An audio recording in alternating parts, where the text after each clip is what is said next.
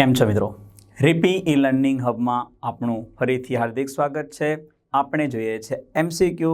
તો હવે એમસીક્યુ કોના જોઈશું? હવે વિશિષ્ટ કોષના એમસીક્યુ જોઈએ. ચલો મિત્રો, સાંદ્રતા કોષ. સાંદ્રતા કોષ કોને કહેવાય?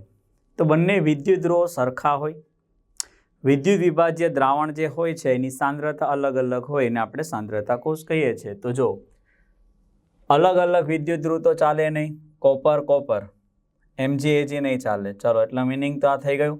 અને બીજું કે વિદ્યુત ધ્રુવ સમાન છે અને વિદ્યુત વિભાજ્ય દ્રાવણની સાંદ્રતા અલગ અલગ છે, તો આપણે સાંદ્રતા કોષ કોને કહીશું? બીને. એમાં કેવું હોય છે મિત્રો? C1 એટલે કે જેની સાંદ્રતા ઓછી હોય એમાં હંમેશા આપણે ઓક્સિડેશન કરીએ છીએ, એટલે કે એ એનોડ તરીકે વર્તે છે, એટલે કે તેને ડાબી બાજુ લખવામાં આવે છે. સેમ C2 હોય એ ઊંચી સાંદ્રતાવાળું હોય, એમાં રિડક્શન કેથોડ એને જમણી બાજુ, તો ડાબી બાજુ જમણી બાજુ. આ ખાસ ધ્યાન રાખવાનું છે. સાંદ્રતા કોષ કાર્યરત હોય ત્યારે શું થાય છે? તો ચલો, હમણાં જે સાંદ્રતા કોષ હતો એ આપણે લઈ લઈએ. Cu થી Cu+2, C1 કોન્સન્ટ્રેશન, ક્ષારક સેતુ, Cu+2, C2 કોન્સન્ટ્રેશન અને Cu. ઓકે, આ એનોડ, આ કેથોડ. ચલો, તો હવે રિએક્શન લખવાના. એનોડ ઓક્સિડેશન, Cu થી Cu+2+2 ઇલેક્ટ્રોન, ત્યાં C1 કોન્સન્ટ્રેશન. અને કેથોડ પર શું? Cu+2+2 ઇલેક્ટ્રોન, reduce Cu, અહીંયા C2. બે ઇલેક્ટ્રોન કોપર કેન્સલ, વધ્યું શું? તો કે Cu+2 C2 થી Cu+2 C1, એટલે કે વધુ સાંદ્રતાથી ઓછી સાંદ્રતા. વધુ સાંદ્રતાથી ઓછી સાંદ્રતા, તો કે મંદ દ્રાવણ. હવે અહીંયા જો વધુથી ઓછી સાંદ્રતા તરફ ગતિ કરે છે. કાર્યરત હોય છે ત્યારે સાંદ્ર દ્રાવણના આયનો મંદ દ્રાવણ તરફ, સાંદ્રના મંદ દ્રાવણ તરફ ગતિ કરે છે. તો બીજામાં શું આવશે? A. કારણ C1ની સાંદ્રતા ઓછી, તો અહીંયા આયનો વધુથી ઓછી તરફ ગતિ કરે છે, વધારેથી ઓછી તરફ. આ બીજો. સાંદ્રતા કોષનો પોટેન્શિયલ કયા સંજોગોમાં શૂન્ય થાય? તો હમણાં આપણે શું કીધું કે વધુ સાંદ્રતાથી ઓછી સાંદ્રતા તરફ, એટલે કે જ્યારે બંનેની સાંદ્રતા સમાન થાય ત્યારે જવાબ શું આવશે? શૂન્ય. એટલે કે બંને અર્ધકોષની જે સાંદ્રતા સમાન થાય ત્યારે, બંને અર્ધકોષની સાંદ્રતા સમાન થાય ત્યારે 0. સાંદ્રતા કોષ અંગે કયું વિધાન ખોટું છે તે પસંદ કરો. તો બંને અર્ધકોષના સક્રિય આયન સમાન હોય. હમણાં આપણે જોયું Cu+2 બંને બાજુ હતા, પરંતુ એમની સાંદ્રતા જુદી જુદી હોય, C1 અને C2. ઓછી સાંદ્રતા, વધુ સાંદ્રતા, તો પહેલો સાચો છે.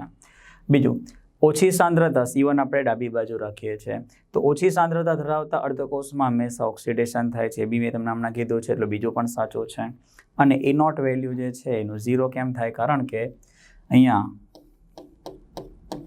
E0 રિડક્શન આપણે લઈએ કેથોડ માઇનસ E0 એનોડ. તો આમાં બંને સેમ જ છે, એટલે આન્સર 0.0 વોલ્ટ.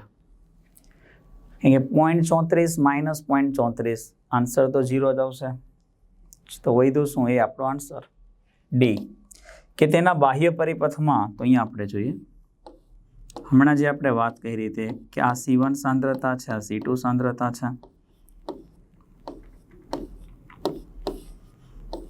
તો આપણને ખબર છે કે આ વિદ્યુત રાસાયણિક કોષની અંદર ઇલેક્ટ્રોનનો પ્રવાહ એનોડથી કેથોડ તરફ હોય છે, એટલે કે ઓછી સાંદ્રતા ધરાવતા દ્રાવણથી વધુ સાંદ્રતા ધરાવતા દ્રાવણ તરફ હોય છે. અને અહીંયા શું કીધું છે? વધુ સાંદ્રતાથી ઓછી સાંદ્રતા. તો એ રોંગ છે, મતલબ જવાબ આવશે ડી. ક્લિયર?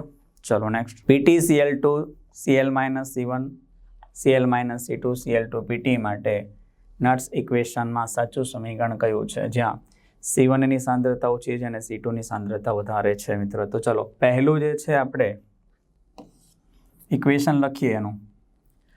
એનોડ, તો એનોડ પર આપણે ક્લોરીનનું ઓક્સિડેશન કરીશું. ઓક્સિડેશન, તો ઓક્સિડેશન થશે એટલે Cl- અને Cl2. Cl2 જે છે અહીંયા એટલે 2 અને 2 અહીંયા લઈ લઈએ આપણે. તો ત્યાં C1 છે, અહીંયા સાંદ્રતાની C1 છે. કેથોડ તરફ લઈએ હવે. તો કેથોડ તરફ એનાથી ઉલટી reaction, Cl2 + 2 electron it gives 2Cl- અને ત્યાં આવશે C2. 2 ઇલેક્ટ્રોન Cl2 કેન્સલ, તો આવશે શું? 2Cl- C1 થી 2Cl- C2. નટ્સ ઇક્વેશન એટલે કે ભાઈ નિપજની સાંદ્રતાના છેદમાં પ્રક્રિયકની સાંદ્રતા. તો અહીંયા આપણે લખાશે કેવી રીતે? આનું E0 તો 0 હશે, -0.0591 / n log C2 ના છેદમાં C1. તો C2 કઈ બાજુ છે? તો C2 જે છે એ આપણે જમણી બાજુ છે. તો જમણી બાજુના છેદમાં ડાબી બાજુ, right hand side, left hand side. આ માઇનસને જ્યારે આપણે પ્લસ કરીશું, કરીએ તો શું થાય? તો લેફ્ટ હેન્ડ સાઈડ ઉપર ને રાઈટ હેન્ડ સાઈડ નીચે આવી જશે. તો જવાબ તમારો આ થશે Delhi, D. Cl = 0.0592 / n plus છે તો ઉલટાઈ જશે, એટલે કે ત્યાં રાઈટ હેન્ડ સાઈડ અને લેફ્ટ હેન્ડ સાઈડ છે, ઉલટાઈ નાખશું એટલે માઇનસના પ્લસ થશે, આન્સર આવશે ડી. ઓકે, થેન્ક યુ મિત્રો. હવે આપણે નવા ટોપિકમાં મળીશું. ત્યાં સુધી ખુશ રહો.